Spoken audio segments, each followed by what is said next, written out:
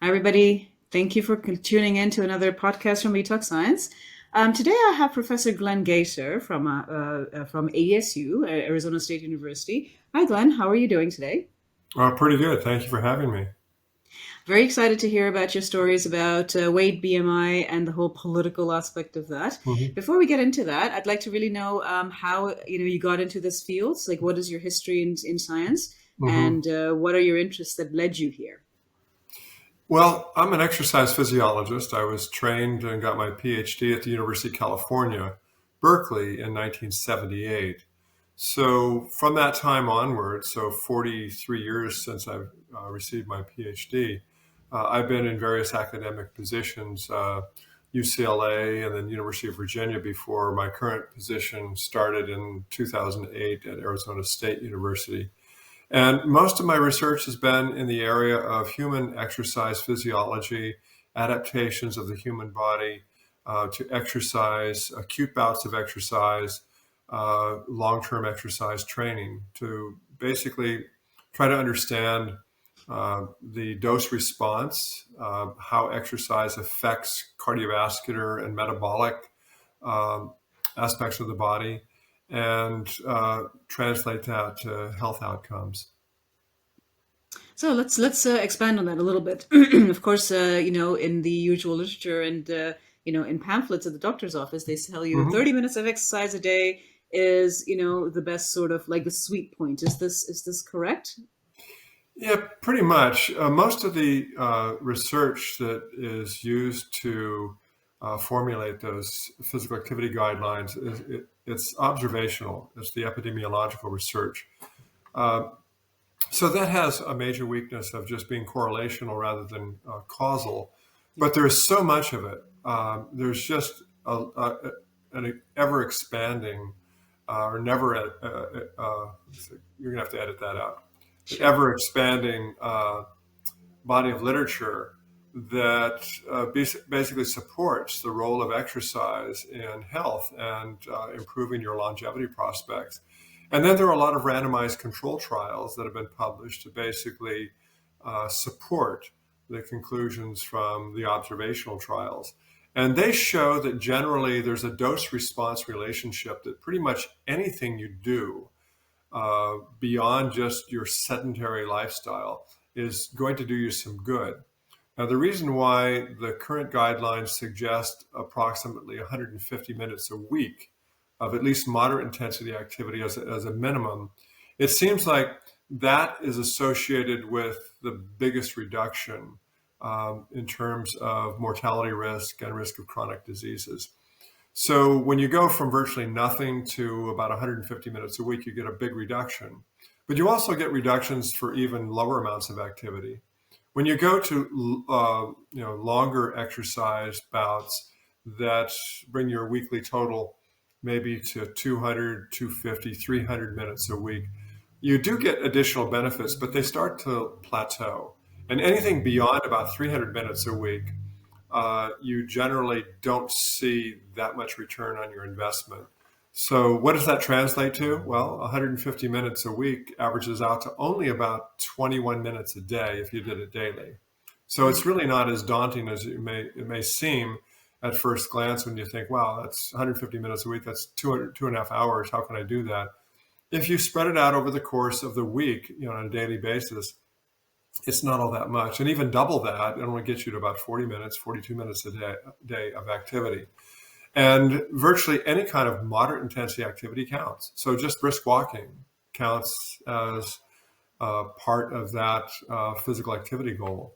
So it's not like you have to exercise strenuously. It's not like you have to train for a marathon or something like that. It's not really vigorous intensity activity, although that definitely helps. It's just trying to get people to be more physically active. And if you Mm. can't do that, at least sit less. Try to become less sedentary. Stand when you instead of sitting, and try to do some light intensity activity if you can. So can I just ask you the question? So I've read a couple of books on exercise physiology just because it's a subject that is close to my heart. hmm And what I've noticed is that a lot of these studies use athletes, like people who are competing. Yes. in sports and things like that. So do you know of any studies that are done in normal people, I guess, like me, for example, who are not athletes but definitely have an interest in working out? Is there a difference or a bigger return of gains if there is a person who is, a star athlete versus somebody who Mhm. is like a general population, part of the general population who just wants to sort of get healthy?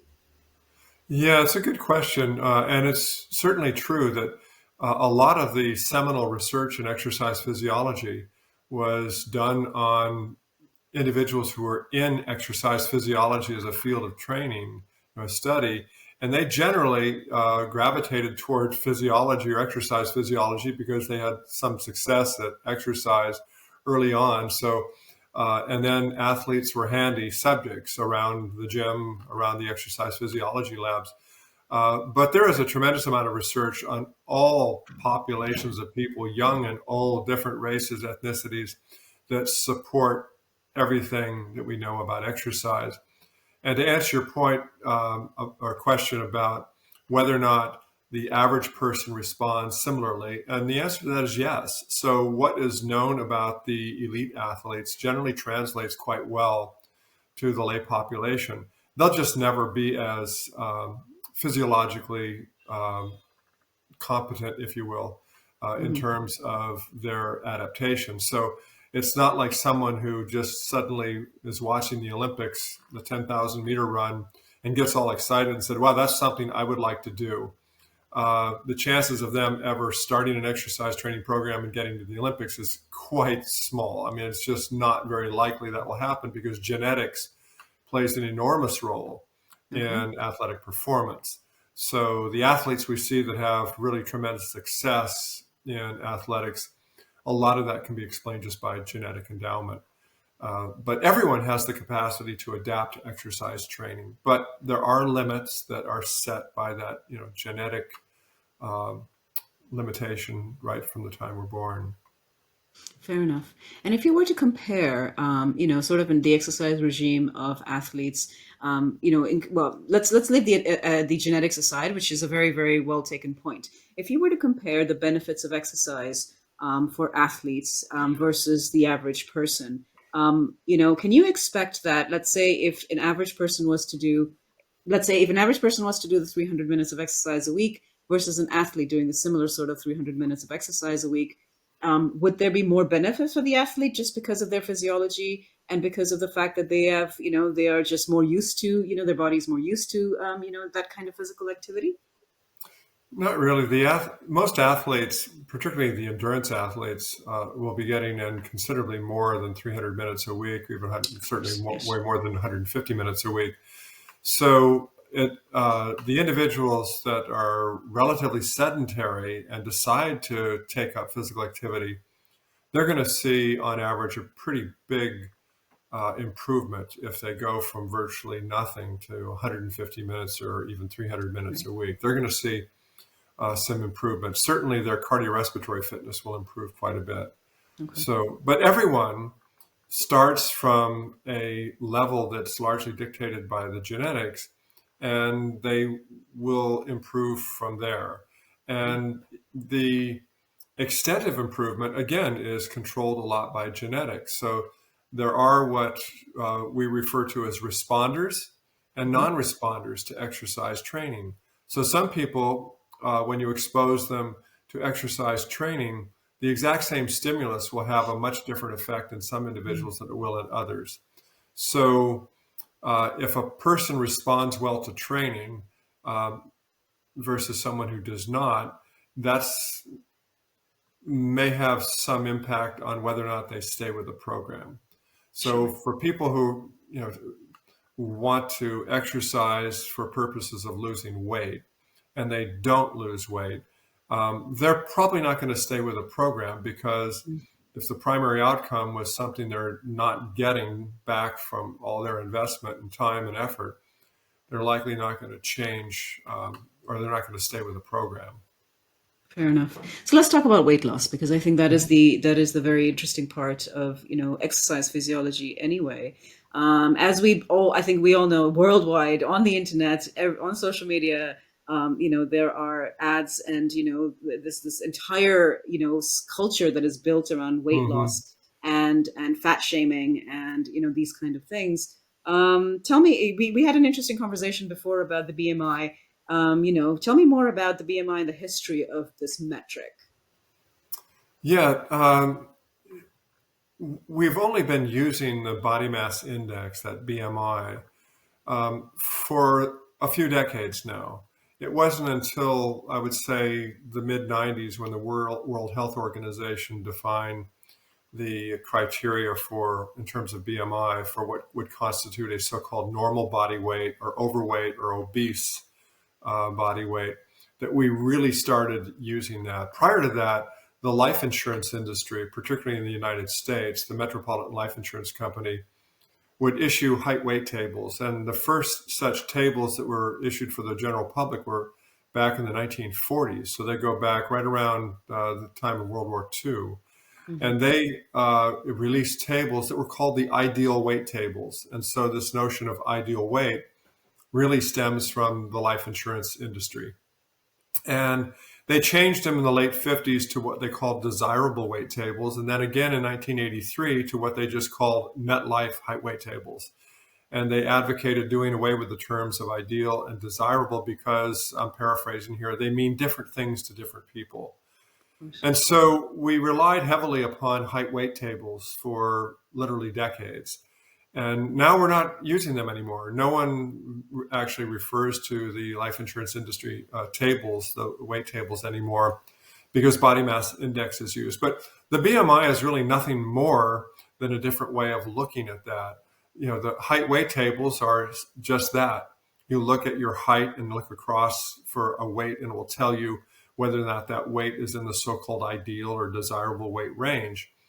Uh, but the body mass index is calculated using the same criteria. It's using height and weight, just a slightly different formula. Hmm. And anyone can go to any internet site, just click on Google or some other search engine, and type in body mass index calculator, and you just plug in your height and weight, and it'll tell you what your BMI is. And it is usually associated with some sort of descriptive, maybe a chart or something that will show you where your BMI falls on the scale with regard to whether it's normal, overweight, or obese. But again, it only tells you something about height and weight. It doesn't measure anything else. It doesn't tell you about your body fat. It doesn't tell you where body fat is located, if it's subcutaneous fat, intra-abdominal fat, other ectopic fat. It doesn't tell you where it's located, if it's primarily around the midsection, around your legs, hips, and thighs, and so forth. Nothing about location. And of course, it doesn't tell you anything about your lifestyle. So the major inherent weakness of the body mass index scale for as a measure of health is that it leaves out a lot of very, very important information that is actually far more important than the number on the scale. Thank you for saying that. That makes all the difference, for especially for people who are struggling to lose weight. So, if the BMI is an outdated metric, what is the more pertinent things that people should be looking at in terms of weight loss, in terms of improving health, let's say?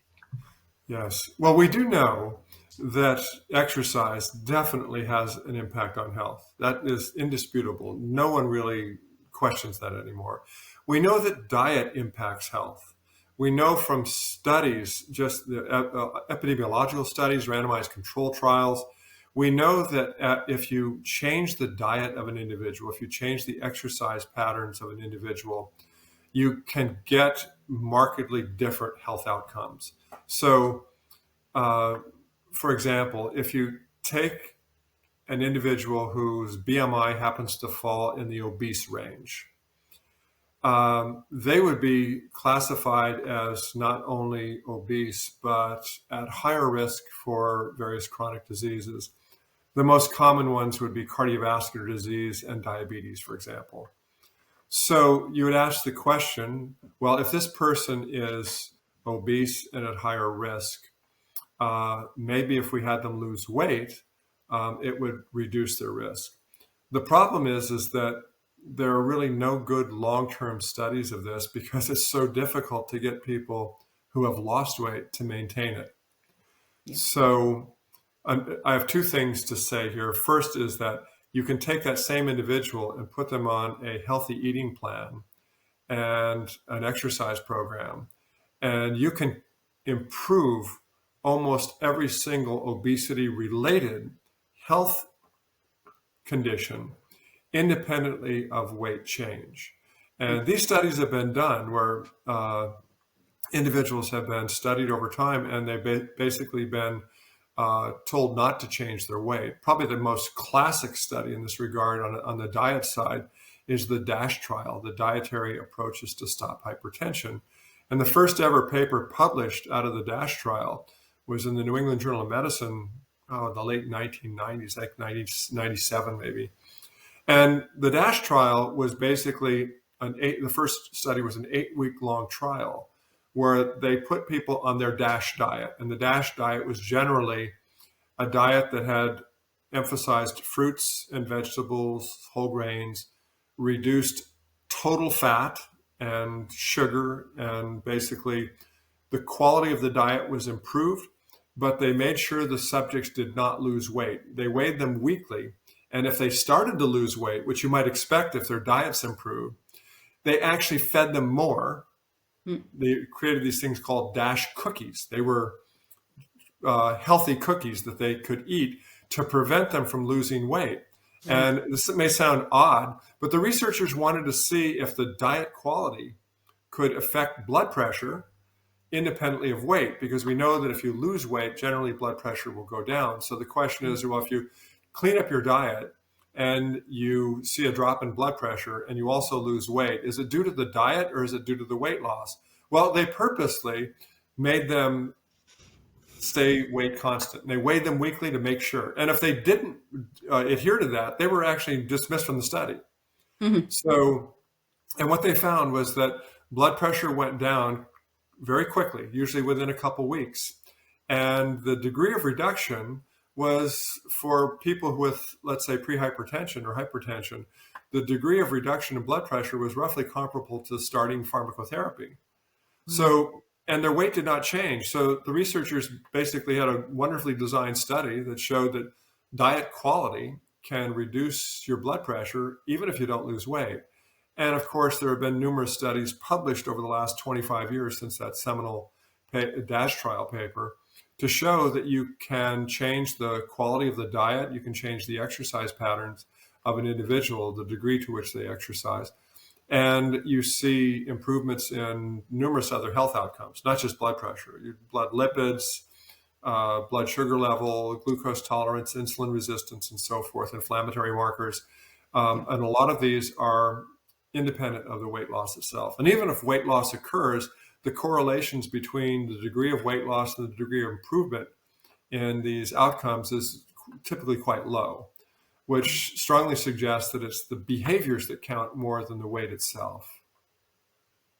So basically, the phenotype of being overweight, no matter how much you basically define it, is not really indicative of the classical idea that you would be more that you're at a higher risk for heart disease and diabetes and all of these fat related diseases. I mean, is that an accurate statement to make then?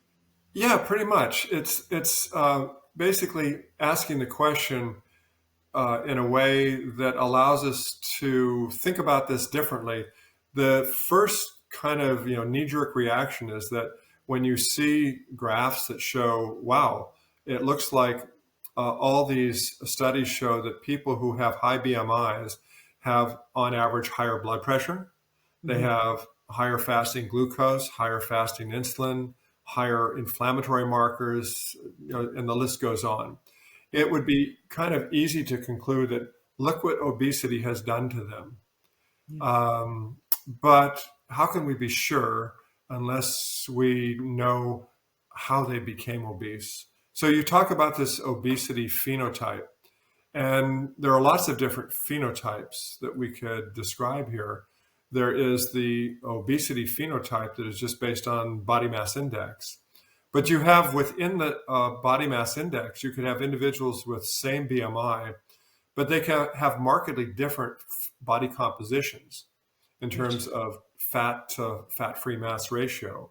They could also have markedly different regional fat distributions, where that fat is distributed on the body, whether it's around the midsection, whether it's around the hips and thighs, and so forth. And you can also have markedly different ectopic and visceral fat phenotypes Mhm. as well. So it's probably inappropriate and just overly simplistic to just Yeah. refer to a person with a BMI above 30, which is the definition for obesity, to just categorically lump all individuals in that BMI category as the Sure. same phenotype. It's just not true. And then, of course, the behaviors can change a lot of the health outcomes independently of that anthropometric phenotype. Okay. So, in general, then, my question would be if there is a person who is looking to, lose weight or change their lifestyle, let's say. Hmm. And the obviously the number on the scale is something which is incredibly easy to measure. And I cannot imagine that people would be okay with going into the clinic and getting their blood drawn and looking at all the factors that you mentioned, right? Hmm. Blood lipids and the cardiovascular health Right. markers and inflammatory markers. So how would you envision a sort of a weight loss program that concentrates not on the numbers on the scale, but on health outcomes in general? Like, how would that look like, do you think? Great question. So I've been asked this a lot. Yeah. I published a book called Big Fat Lies Yes. back in 1996. So it's 25 years ago. And that basically covered a lot of the material we've already been discussing with regard to the limitations of height and weight and body fat and so forth. So a number of times people would come up to me and after having read the book, and they would say, Glenn, I agree with what you say in the book. There's a lot of scientific support. You have hundreds of references, scientific references in the book, and I agree with that. But I'd still like to lose 20 pounds. How can I do that? And Right. my immediate reaction or the reply would be, what are you willing to do? Yeah. Because therein lies, I think the most important point here is that in order to lose weight, you're going to have to change your behaviors. So, short of bariatric surgery, which I don't want to discuss like right now, you can have modest cosmetic remediation here by liposuction, but that's not a cure for obesity because typically liposuction is, small volume liposuction. You might take out 5-10 pounds of adipose tissue, something like that, sometimes a little bit more. But that is not a cure for the obese condition. So that's more cosmetic. So if an individual really wants to lose weight, they're going to have to change their behaviors. And, generally we have to either increase the energy expenditure or decrease the caloric intake or a combination of both. And these are basically the methods that have been most frequently used. So historically, if you ask people, and these surveys are conducted here in the United States every year, we get information on the surveys of the American public, like how frequently have you tried to lose weight during the last year? Have you tried to lose weight? If so, how, were you successful? How did you try to lose it and so forth? And the most common way is just cutting calories. Yeah. That's it. I mean, and diets are extremely popular, and they have been extremely popular in the United States over at least the last half century, probably since the 1960s. We've had just an explosion of best-selling diet books that come and go again. And Mhm. so we've tried that, and people try to cut calories. They also may try exercise. Number one New Year's resolution is always to lose weight, and it's usually by joining a gym or doing some kind of exercise or the diet. And it hasn't been all that successful. And one of the reasons why I think it has been not so successful is that our body weight is under genetic control. Yeah. We have a set point or a set point range that is very dominant uh, in terms of basically setting a range of body weights that we're going to be, regulating about. And trying to deviate too much from that is problematic. So within a few pounds, probably not much of an issue. If the average person out there said, yeah, I'd like to lose 5 pounds, that probably wouldn't be all that problematic.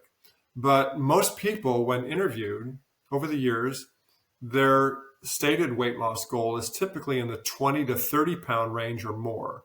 And there you get into problems because that is out of the reach for most people.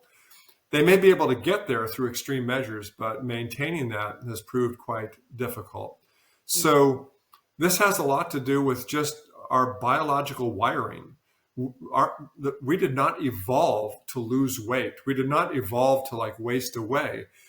So we have biological wiring in us that just goes to just extreme ends to try to prevent the body from literally wasting away. So that getting down to a weight that's below our lower point of our set point range is extremely difficult. And it's just very difficult to do that. And the data seem to support that. Since the 1980s, I've calculated that on average, we have about anywhere from 25 to 45% of the population here in the United States try to lose weight each year. These are just based on surveys that. So this suggests there's a significant, percentage of the population that tries to lose weight every year, and yet this has been going on for 3 or 4 decades at least. And yet during that same period of time, obesity prevalence in the United States has more than tripled. So if you put those two statistics together, the only possible conclusion is that dieting or trying to lose weight has not been successful. Otherwise, we would have not seen the increase in the obesity prevalence as we have seen. So something is going on. Now, some people have gone so far to say that this obsession with dieting has actually contributed to the obesity epidemic, because there is a segment of the population that will not only regain their weight, they may rebound to a weight that was greater than what they had prior to actually starting their initial weight loss attempt. So you get this ratcheting up of our weight over the years that might not have happened if we hadn't been on this diet roller coaster. So, I'm not sure if that's a causal relationship that you can basically say, yes, definitive evidence of that, but it's certainly suggestive of that. And at the very least, it shows that, our dieting mentality has certainly not stemmed the increase in weights of the average person in America. And this is true for, North America in general, and most of Western cultures have experienced over the last several decades an increased prevalence of obesity and an increase in the average weight of citizens in most Western cultures. So I just don't think it's a healthy approach to focus on a specific number on the scale. For one, it rarely works out. And secondly, we have people that respond differently. Again, I mentioned the exercise situation where we have responders and non-responders. We have that in diet, weight loss programs too. There are responders that seem to do really well, and others just don't. And I can show you study after study that's been published that actually give you the individual data. And they show these incredible ranges with huge variability from one subject to another in terms of their response. And you always see people who lose a lot of weight. You always see people who don't lose much at all. And you also see some people that gain weight. So virtually every study that's been published, to my knowledge, has shown this variability from extreme responders to adverse responders. And unfortunately, what drives a lot of the weight loss industry is this reliance on anecdotal evidence. The people you see on the internet, and I show this in my classes all the time. We'll take internet sites for weight loss, and you always see the person who claims, I lost 40 pounds in 20 days or something like that, effortlessly. The pounds just melted off. And I'm not saying that they're lying, because I've done studies where we have seen individuals lose 20, 25 pounds in just a few months without, Mm. and these are not weight loss programs. They're either diet programs or exercise programs. So the focus has not been on weight loss, but invariably you'll find someone that loses a massive amount of weight. I don't know how to explain it, but those are the people that you typically find used in testimonials, Right. that companies will use them as a testimonial saying, hey, it worked for me. And it would make sense that, hey, if it worked for me, it's got to work for anyone. It'll work for you Mm. too. Yeah. But that just makes no sense whatsoever. It would be Mm. kind of like taking, I'm an endurance runner and cyclist, and I have been for my pretty much my entire life since high school. And I'm an okay runner and an okay cyclist, and was competitive, but never the best. I was never an elite athlete. I was good, but not elite, and never had Mhm. any chance at running the Olympics. But to think about it in terms of weight loss, this analogy to sports, if some world class marathoner, let's say one of the top Kenyan runners, came over and gave a lecture and said, "If you do my training program, every one of Yeah. you will make the Olympics." No Sure. one would believe that. I mean, they would Yeah. just say, "You're kidding," because genetics plays a role. It's that it just wouldn't happen. And you Yeah. do that for any sport. Like take any one of top sports. Say, if you do my training program, you will become an elite level person in sports. That's not going to happen. Right. And the same is true for diet. Some people success at dieting is kind of like success at sports. There are some people who are really good at it. Most of us not so good. And it's really not a function of our willpower or just our talents or anything. It's the genetics. It's just basically that controls quite a bit. And that unfortunately is going to dictate for many people just this never ending kind of battle with weight. Yeah. And ultimately, I think it would behoove everyone to just say, okay, enough of this. Let's focus on something I have control over. We can Right. basically, we have some control over what we do and what we eat. And I think that's a better approach, the behaviors, rather than focus on some physical attribute like weight or body fat. So that is interesting. So, I mean, what seems to be consistent? So, as you mentioned, everybody responds differently to exercise. Everybody responds differently to dieting. Everybody responds differently to calorie restrictions. But what seems to be consistent is that if you were to change your eating habits to healthier eating habits, and if you were to exercise, even moderate exercise, 150, Mhm. 200 minutes a week, that would give you some kind of benefit in terms of your body composition, in terms of your cardiovascular health, in terms of just your general well-being. That part seems to be the consistent part. So I would say that perhaps the message should be that go out and exercise and do something with your move with your body. And it's in spite of the fact that you would not see it on the scale or you don't see it physically, there is a benefit inside, and then we should basically trust that. Yes, well put. Um, To simplify very much. yes, I think that's very well put. And unfortunately, we kind of live in a weight obsessed culture. Yeah. And it's been that way for decades. It's hard to move away from that because weight is still something that seems to be just ever present on the minds of a lot of people. How to lose it, especially since we've basically fattened up. I mean, we're Yeah.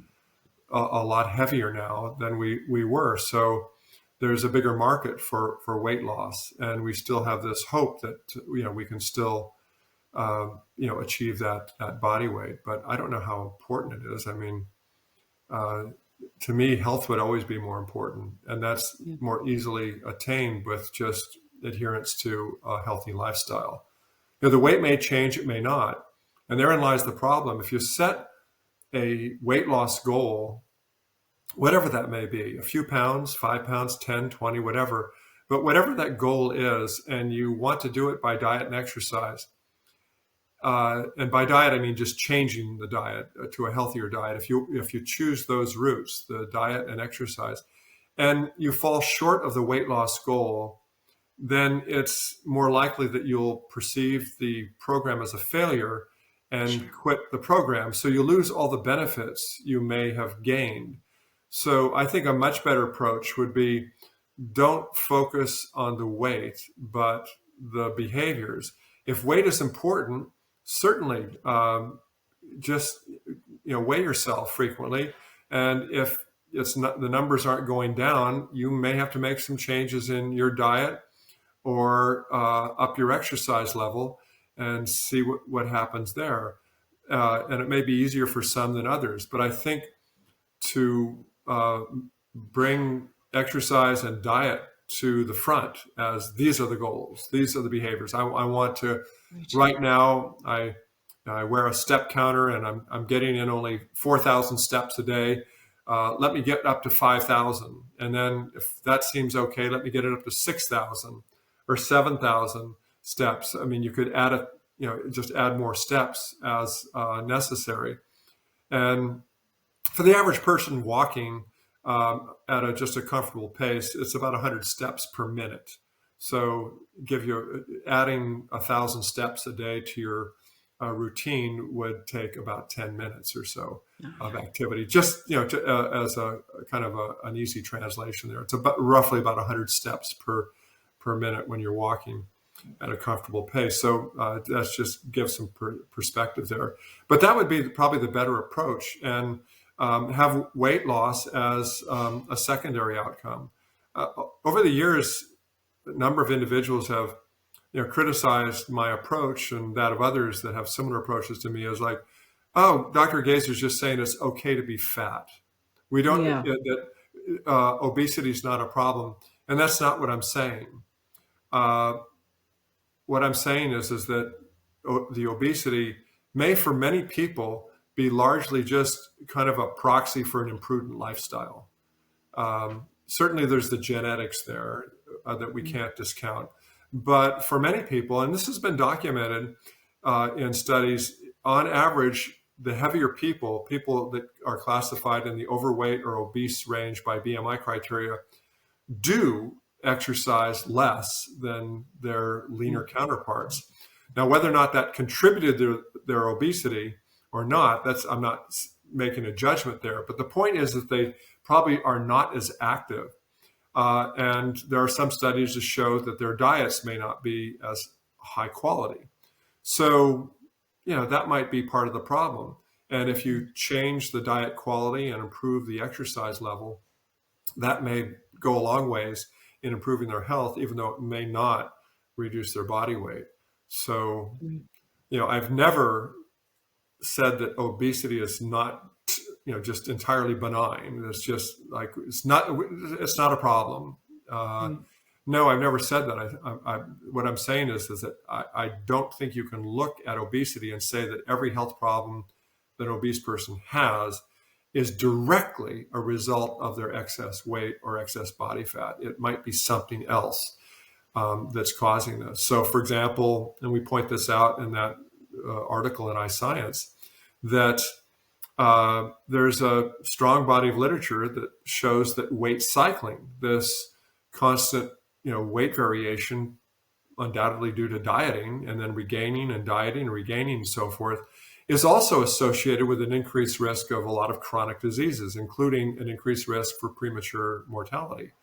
Mm. So again, most of the people who weight cycle happen to be on the heavy end of the BMI range. So Mm. again, if you see a lot of adverse health outcomes in people with a high BMI, you have to ask the question, well, is it because they're heavy, or is it because they've chronically tried to, lose weight and they're Right. Yeah. basically a weight cycler, and that's not healthy either. Mm. So, yeah, there's all sorts of things that we could attribute the health problems of an obese person to that aren't necessarily linked directly to the weight, but maybe behaviors associated with that. Perfect. It just sounds like there is a lot of like personalized medicine. There is a personalized medicine aspect to this as well, of course, right? Because what works. I mean, this is something that I think we all know. Even the average person, what works for one person may not necessarily work for another person. And it makes a lot of sense of what you said in terms of responders and non-responders to all of these factors too. But I mean, this is such an interesting interview, and it's such an interesting sort of aspect of things because you're right. I mean, the idea of weight being, such a prevalent, thing to measure your worth almost in society has been so prevalent for so long that I think that, it's very important that people like you are doing this kind of research to make sure that, that message actually changes, because I think it's important that, people understand that health is more important than the numbers on the scale. So I appreciate it. Thank you so much for your Mhm. time today. I think that this has been such an amazing, interview in terms of this kind of information. So thank you, Mhm. Glenn. It was really, Sure. really a pleasure talking to you.